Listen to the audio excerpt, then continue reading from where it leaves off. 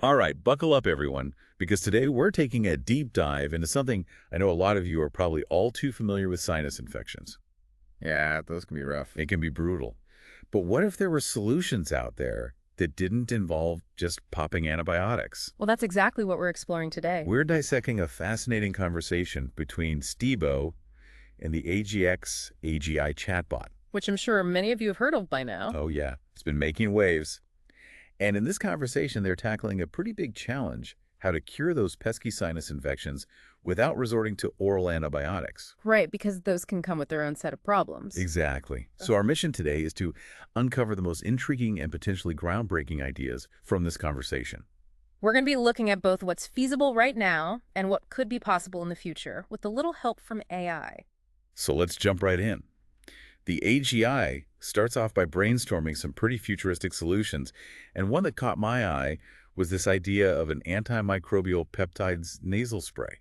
Antimicrobial peptides, or AMPs as they're called, are actually pretty amazing. Okay, tell me more. They're like the body's natural defense system against all sorts of microbes. So they're already inside us. Yeah, and the AGI suggests that we could engineer these AMPs to specifically target the pathogens that cause sinus infections. So it's like creating a personalized army of tiny warriors to fight off the bad guys. Exactly. And this is huge because it could help us reduce our reliance on antibiotics, and that means less risk of antibiotic resistance. Which is becoming a major concern.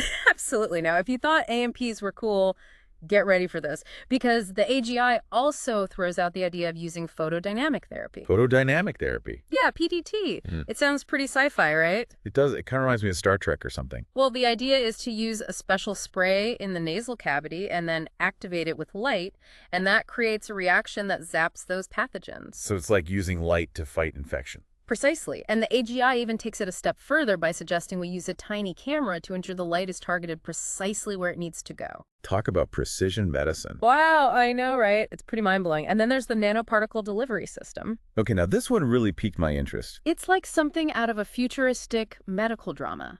Imagine a system that can deliver medication directly to the infection site. So instead of just taking a pill or using a spray, we're talking about targeted delivery. Exactly. And the AGI suggests using imaging agents to actually track these nanoparticles within the sinuses so you can see where the medication is going. That's wild. It's like having a GPS for your medicine. Right. And because the medication is delivered so precisely, you might need fewer doses and potentially experience fewer side effects. Sign me up, but let's be real for a second. Okay. We can't exactly whip up nanobots in our kitchens. So what about solutions that are available right now?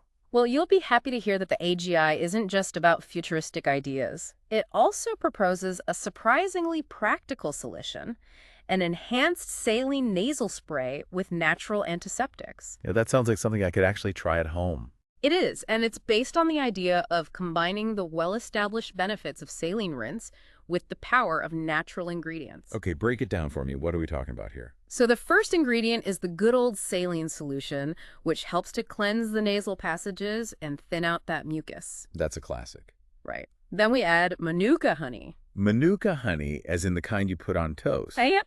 But this isn't your average honey. It contains a powerful antibacterial compound called MgO. Oh, so it's like a double whammy: cleansing and bacteria fighting. Exactly. And you can actually find medical-grade Manuka honey pretty easily these days. Interesting. Okay, what else is in this magical potion? Next up, we have tea tree oil, which is known for its potent antiseptic properties. Tea tree oil. I've used that before, but it can be pretty strong. It can, which is why the AGI emphasizes the importance of extreme dilution. Yeah, well, it goes a long way. And it's also important to note that even natural ingredients can cause allergies, so always proceed with caution and do a patch test if you're unsure. Good advice. All right, so we've got saline, Manuka, honey, tea tree oil. What's the final ingredient? This one might surprise you. It's xylitol. Wait, xylitol, like the stuff in sugar-free gum. The very same. But it turns out xylitol isn't just good for your teeth. It can actually hinder bacterial adhesion and has some antimicrobial effects. So this simple combination of ingredients that I can probably find at my local health food store could potentially knock out a sinus infection. That's the idea, and the AGI highlights that safety and ease of implementation are key here. So it's a solution that anyone could try at home. Exactly. And it's particularly appealing for those who prefer a more natural approach to healing. I love it. It's simple, yet potentially effective.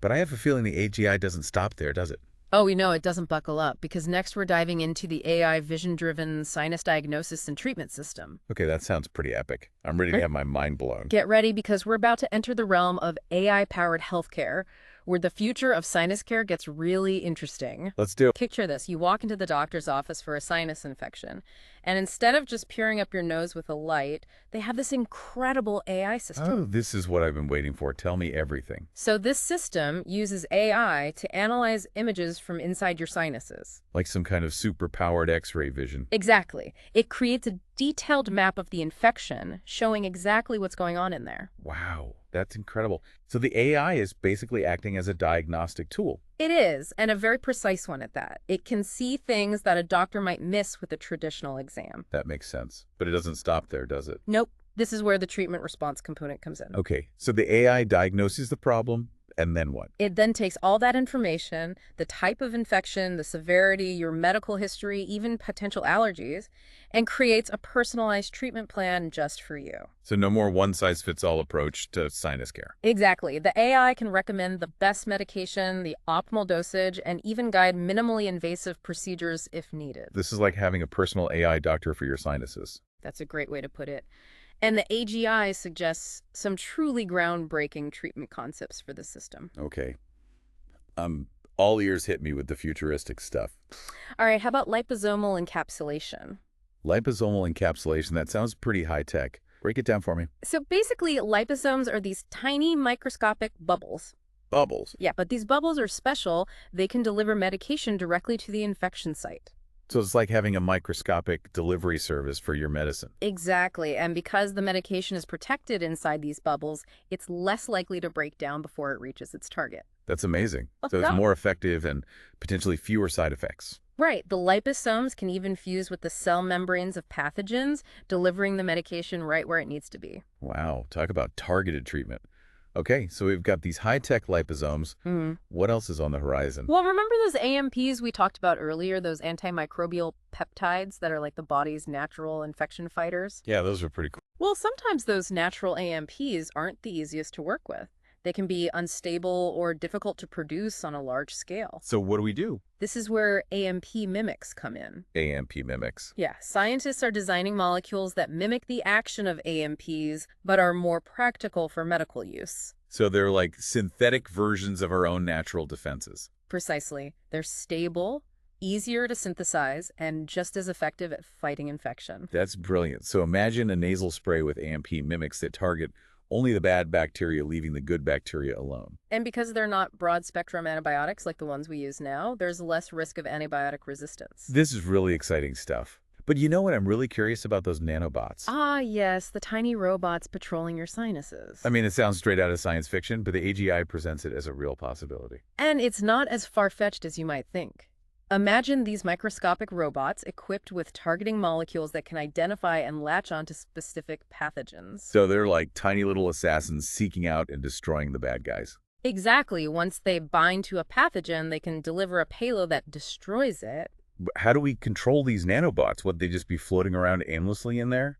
That's one of the challenges researchers are working on, but the AGI suggests using external magnetic fields or even light to guide them. So we could steer them towards the infection. And with real-time imaging techniques like MRI or CT scans, we could even track their movement. It's like having GPS for these microscopic robots. This is mind-blowing, but I imagine there are some hurdles to overcome before we see nanobots in a doctor's office. Definitely, we're talking about nanotechnology, which is still a relatively young field. There are challenges with design fabrication, making sure they're compatible with the human body, and of course, safety is paramount. Yeah, we wouldn't want these things running amok in our sinuses. Exactly. But if we can overcome these challenges, nanobots could revolutionize how we treat all sorts of infections, not just sinus infections. Okay, let's move on to another fascinating concept. Phage therapy. Using viruses to fight bacteria sounds kind of counterintuitive, doesn't it? It might sound strange at first, but remember that viruses are incredibly specialized. Specialized. Yeah, they've evolved to target specific hosts, in this case, specific bacteria. So it's like using a virus as a weapon against another microbe. Precisely, bacteriophages, the type of virus used in phage therapy, have evolved to infect and kill specific bacteria. So instead of using a broad-spectrum antibiotic that wipes out both good and bad bacteria, we're using a targeted approach. Exactly. And this is especially important in the age of antibiotic resistance, where bacteria are becoming increasingly resistant to our current arsenal of drugs. So phage therapy could be a game changer in the fight against superbugs. It has the potential to be, but there are challenges, of course. Like what? Well, finding the right phage for each infection can be tricky. Each phage is specific to a particular strain of bacteria. So it's not as simple as prescribing an antibiotic. You need to match the phage to the bacteria causing the infection. Right, and that requires testing and analysis, which can take time. But if it works, it could be a lifesaver, especially for those with antibiotic-resistant infections. Absolutely. It's a very promising avenue of research and one that the AGI highlights as a potential game changer for sinus care. Okay, I'm ready for the next big idea. What about modulating the sinus microbiome with precision biotics? Ah, yes. This one's all about creating a healthier environment within the sinuses. So instead of just killing bacteria, we're trying to create a balance. Think of it like tending a garden. You want to create an environment where the good plants thrive and the weeds don't stand a chance. So we're talking about nurturing the good bacteria in the sinuses. Precisely, a healthy sinus microbiome can help prevent infections and promote overall sinus health. So it's like having a strong immune system for your sinuses. That's a great analogy. And precision biotics involves using specific strains of beneficial bacteria or a combination of prebiotics, probiotics, and even phage biotics. Phagebiotics, that sounds familiar. It's like phage therapy, but instead of using phages to directly kill bacteria, we're using them to target the harmful bacteria while leaving the beneficial ones unharmed. So we're shaping the microbiome to be more resilient to infection. Exactly, and researchers are exploring different ways to deliver these precision biotics to the sinuses, nasal sprays, rinses, even implantable devices that slowly release beneficial bacteria over time. That's amazing. It's like having a tiny little ecosystem in your sinuses working to keep you healthy. It really is remarkable, and it highlights the interconnectedness of our bodies and the importance of understanding the microbiome. This has been an incredible exploration of the future of sinus care. But with all this talk of nanobots and microbiome modulation, I can't help but wonder about the ethical implications. You're right, we can't just blindly embrace new technologies without considering the potential risks and ethical considerations. So what are some of the things we need to be thinking about? Well, for starters, patient safety is paramount. We need to make sure that any new treatments are rigorously tested and proven to be safe and effective. That makes sense. We don't want to be guinea pigs for untested technology. Exactly, and we also need to think about access and equity. We want to make sure that these treatments are available to everyone who needs them, not just a select few. Right. We don't want to create a healthcare system where only the wealthy can afford these cutting-edge treatments. And then there's the issue of patient autonomy and informed consent. People need to be educated about these technologies and empowered to make informed decisions about their own healthcare. So it's not just about developing cool new treatments. It's about using them responsibly and ethically. Absolutely. Technology should always be a tool for good, and that means putting patients first. Well said. This has been a mind-blowing conversation about the future of sinus care, and I'm eager to hear more about how we actually make these visionary concepts a reality. Me too. In our next segment, we'll delve into the practical considerations of implementing these technologies, the challenges, the opportunities, and what it all means for the future of healthcare. Okay, so we've talked about all these amazing possibilities for AI-powered sinus care, but how do we actually get there? That's the big question, isn't it? It's one thing to have these visionary ideas, but quite another to make them a reality. Right, it's like having a blueprint for a futuristic city, but you still need to figure out how to build it. Exactly. And one of the biggest challenges is data. Data. Yeah, AI algorithms need massive amounts of data to learn and improve. So it's like feeding the AI a giant buffet of information about sinus infections. Exactly. And not just any data. We need high-quality, well-organized data. So what kind of data are we talking about? We need images from endoscopy CT scans, OCT, patient demographics, medical histories, symptoms lab results, the whole 9 yards. Wow, that's a lot of information. It is, and the more diverse and comprehensive this data set, the better the AI will be at diagnosing and treating sinus infections. But collecting all that data sounds like a logistical nightmare. It can be, but there are strategies emerging to tackle this challenge. Like what? Well, one approach is developing standardized protocols for data collection and annotation. So everyone's on the same page when it comes to gathering and labeling the data. Exactly. Consistency is key. And then there's the power of crowdsourcing, where multiple experts can contribute to the annotation process. It's like a team effort to make sense of all this data. Right. Many hands make light work, as they say. But of course, we can't forget about patient privacy. That's a huge concern, especially when we're talking about sensitive medical information. Absolutely. But there are ways to safeguard privacy while still allowing the AI to learn. Like what? One approach is de-identification, which involves removing any personally identifiable information from the data. So the AI can learn from the data without knowing who it came from. Right. And then there's federated learning, which is a really cool concept. Federated learning, tell me more. It basically allows AI models to be trained on data from multiple hospitals or clinics without actually sharing the raw data itself. So the data stays put, but the AI can still learn from it. Exactly. It's like having the AI travel to the data instead of the other way around. That's pretty ingenious. Okay, so Yeah. let's say we've gathered all this data and protected patient privacy. How do we actually train the AI? Well, think of it like teaching a student.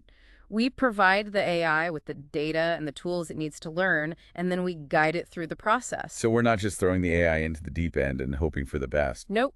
We need to carefully curate the data and use the right AI models for the job. And we talked earlier about different types of AI models like convolutional neural networks and recurrent neural networks. Those are definitely important players, but there's another emerging type of AI model that's particularly well suited for this task generative adversarial networks, or GANs. GANs, I've heard of those, but I don't really understand how they work. That's pretty amazing. Actually, GANs can create synthetic data. Synthetic data, so fake data. Well, not exactly. It's more like AI-generated data that's based on real data. So it's like giving the AI the ability to imagine new scenarios based on what it's already learned? Exactly. And this can be really helpful for expanding the training data set and making the AI more robust. That makes sense. But even with all this training, we can't just unleash the AI on unsuspecting patients, right? Oh, definitely not. Rigorous testing is essential. So how do we test an AI for sinus care?